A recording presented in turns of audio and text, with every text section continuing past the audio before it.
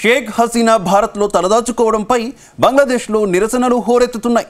Sheikh Hasina రెహానాలను arrest చేసి బంగ్లాదేశ్కు అప్పగించాలని Bangladesh demand చేస్తోంది. మరి షేక్ హసీనా ఇండియాలోనే ఉంటారా లేదంటే బ్రిటన్ వెళ్ళిపోతారా?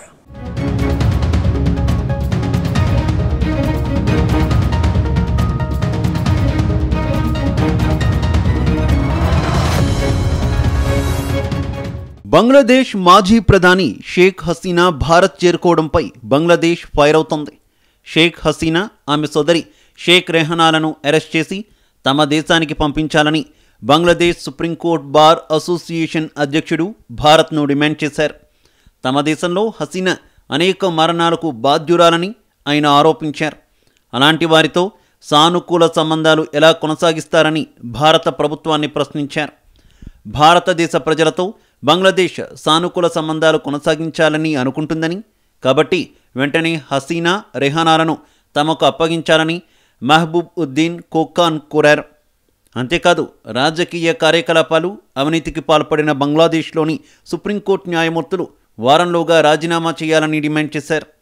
షేక్ హసీనా నేతృత్వంలోని ప్రభుత్వ హయాంలో నియామకాలు సరిగ్గా కొనసాగలేదు. అటార్నీ జనరల్ సహా రాష్ట్ర న్యాయ అధికారులు, అవినీతి నిరోధక కమిషన్, జాతీయ మానవ హక్కుల కమిషనర్లు వెంటనే రాజీనామా చేయాలని పిలుపునిచ్చారు. రాజకీయ ఖైదీలను సైతం రిలీజ్ చేయాలని కోరారు.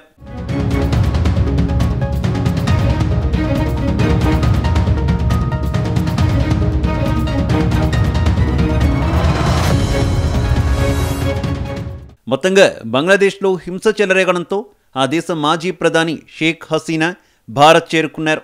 అయితే ఆమె ఢిల్లీలోనే ఉన్నారా లేక వేరే ప్రదేశానికి వెళ్లారా అనే దానిపై క్లారిటీ లేదు. హసీనా ఇండియాలోనే ఉన్నారని పలువురు అంటున్నారు. ఆమె భారత్ నుంచి బ్రిటన్ వెళ్లేందుకు ప్రయత్నాలు చేస్తున్నట్టు ప్రచారం జరుగుతోంది. అయితే షేక్ హసీనాకు బ్రిటన్ నుంచి క్లియరెన్స్ దొరకలేదని తెలుస్తోంది.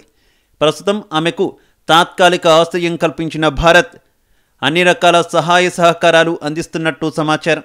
అయితే రాజకీయ శరణార్థిగా బ్రిటన్లో ఉండేందుకు మాజీ ప్రధాని షేక్ హసీనా ఆశ్రయం కోరడానికి ప్రత్యేక కారణం ఉంది. హసీనా సోదరి రెహానా బ్రిటన్ పౌరసత్వాన్ని కలిగి ఉన్నారు.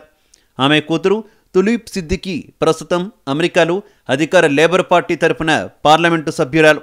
ఈ క్రమంలో హసీనా బ్రిటన్ ప్రభుత్వాన్ని ఆశ్రయం కోరినట్టు సమాచారం.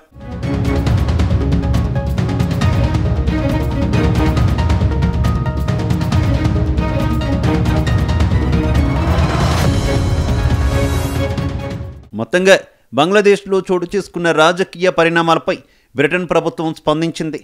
అల్లర్ల కారణంగా జరిగిన హింసాత్మక ఘటనలపై ఐక్యరాజ్యసమితి ఆధ్వర్యంలో దర్యాప్తు జరిపించాలని కోరింది.